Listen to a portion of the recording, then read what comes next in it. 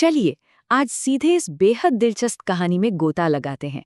आज की इस चर्चा में हम कबीर की उस शानदार कहानी पर बात करने वाले हैं जिसने सच में अपनी किस्मत खुद अपने हाथों से घड़ी। ये सिर्फ लोहे और आग की कहानी नहीं है, बल्कि ये जज्बे, कभी न टूटने वाले संकल्प और एक बेहतरीन रणनीति की कहानी है जो हम सबको बहुत कुछ सिखा सकती है।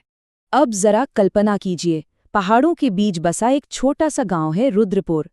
भट्टी की वो तेज आग, हथौड़े की लगातार थाप और गरम लोहे की वो टिपिकल सी महक, यही 24 साल के कबीर की पूरी दुनिया थी। उसके हाथ तो बहुत मजबूत थे, लेकिन अंदर से वो एकदम टूटा हुआ था। अपने पिता की अचानक हुई मौत के भारी गम में डूबा हुआ कबीर बस किसी तरह अपने दिन काट रहा था। लेकिन फिर अचानक माहौल एकदम से बदल गया। 10,000, जी हाँ, ये कोई छोटा मोटा नंबर नहीं था। एक दिन शाही घुड़सवार गांव आते हैं और एक बहुत बड़ी मुनादी करते हैं। सम्राट के लिए एक महान ढाल यानी द रॉयल एजिस बननी थी और जीतने वाले का इनाम शाही लोहार का खिताब और पूरे 10,000 स्वर्ण मुद्राएं। आप सोच सकते हैं कि इस एक अनाउंसमेंट ने पूरे साम्राज्य में कैसी हलचल मचा दी होगी।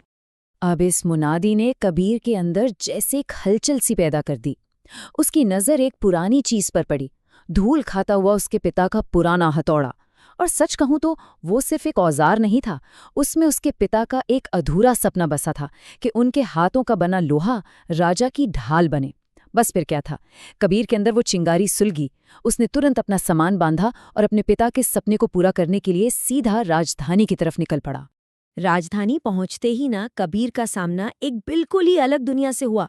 जरा इस फर्क को समझिए।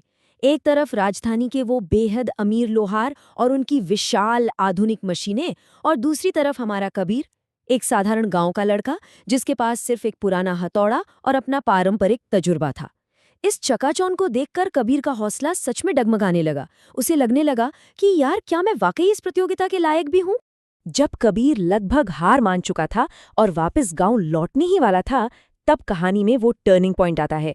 उसकी मुलाकात होती है मास्टर विक्रम से। मास्टर विक्रम कोई ऐसे वैसे इंसान नहीं थे, वो खुद कभी शाही लोहार हुआ करते थे, जो अब अपाहिज होने के कारण गुमनामी की जिंदगी जी रहे थे। लेकिन उनकी पारखी नजरों ने कबीर के अंदर चल रही उस जंग को एक ही पल में भांप लिया। मास्टर विक्रम ने मुस्कुराकर कबीर का हाथ पकड़ा और एक ऐसी बात कही जिसने सब कुछ बदल दिया।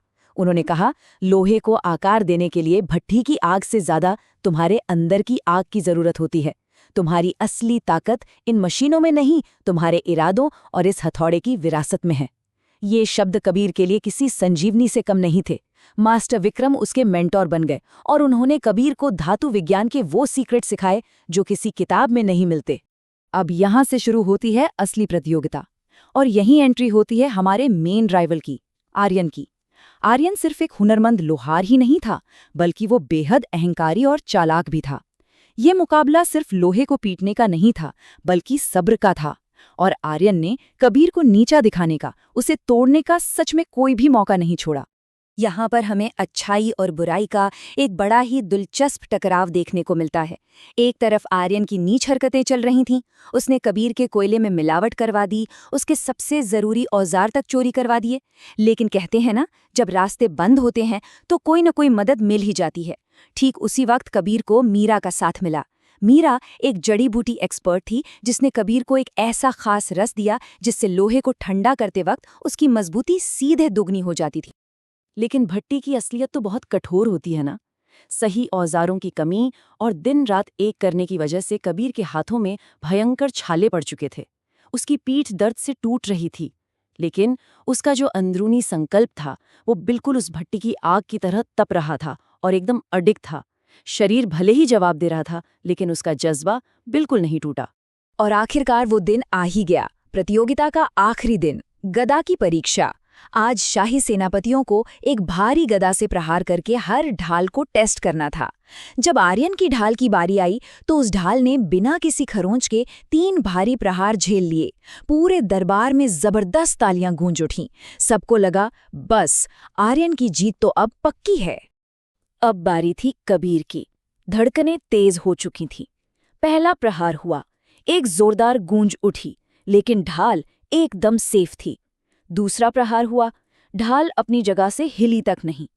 लेकिन तीसरे और आखिरी प्रहार से ठीक पहले कबीर की नज़र एक खौफनाक चीज पर पड़ी। आर्यन ने जो कोयले में मिलावट की थी ना, उसकी वजह से ढाल के निचले हिस्से में एक बहुत ही बारीक सी दरार आ चुकी थी। तो अब सवाल ये था, क्या आर्यन की ये साजिश कबीर को हरा देगी? दरबार में एकदम से भारी सन्नाटा छा गया। सालों की मेहनत, पसीना और एक पिता का सपना, ये सब बस एक कच्चे धागे से लटक रहा था। पूरे दरबार की सांसें जैसे वहीं अटक गई थीं। उस भयानक सन्नाटे में कबीर ने बस अपनी आंखें बंद कीं। उससे मास्टर विक्रम की वो आखिरी बात याद आई, विश्वास का लोहा कभी नहीं टूटता।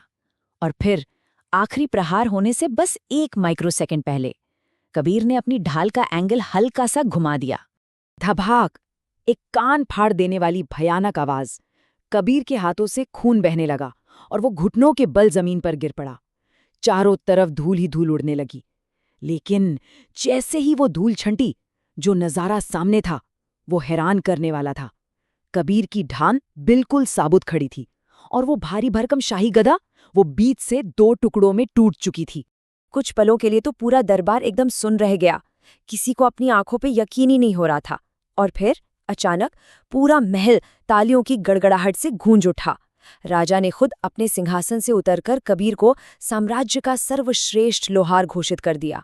आर्यन का सारा अहंकार और उसकी सारी साजिशें उसी एक पल में खत्म हो चुकी थीं। तो इस पूरी कहानी का सबसे क्रूशल पॉइंट क्या है? ये कि ये जीत सिर्फ एक प्रतियोगिता जीतने के बारे में नहीं थी। ये कबीर का एक इंटरनल ट्रांसफॉर्मेशन था। वो डरा हुआ, सहमा सा गांव का लड़का अब एक मास्टर बन चुका था, जिसने अपनी किस्मत खुद अपने हथौड़े से लिखी थी। ये वाकई में उसकी आत्मा की जीत थी। इस शानदार जीत के बाद कबीर वापस अपने गांव रुद्रपुर लौटा, अपार धन और इज्जत के साथ। लेकिन उसने उस पैसे को सिर्फ अपने तक नहीं रखा। उसने मास्टर विक्रम के साथ मिलकर गांव के गरीब बच्चों के लिए एक पाठशाला खोली। और वो महान ढाल, उसने उसे अपने पिता की तस्वीर के सामने रख दिया। भट्टी की आग तो आज भी जल रही थी, लेकिन कबीर के चेहरे पर अब एक बिल्कुल नया, अद्भुत आत्मविश्वास था। तो जाते जाते मैं आपके लिए एक सवाल छोड़ना चाहता हूँ। जरा सोचिए, क्या होता है जब कोई व्यक्ति बाहरी फायदों या संसाधनों की बजाय पूरी तरह से अपने उस आंतरिक संकल्प पर भरोसा करता है? कबीर की ये कहानी हमें याद दिलाती है कि हमारी रोजमर्रा की चुनौतियों में भी असली ताकत बाहर नहीं, बल्कि हमारे अंदर की उस अजेय आग में होती है। उम्मीद है इस चर्चा से आपको वो अंदर की आग ढूंढने की प्रेरणा जरूर मिली होगी।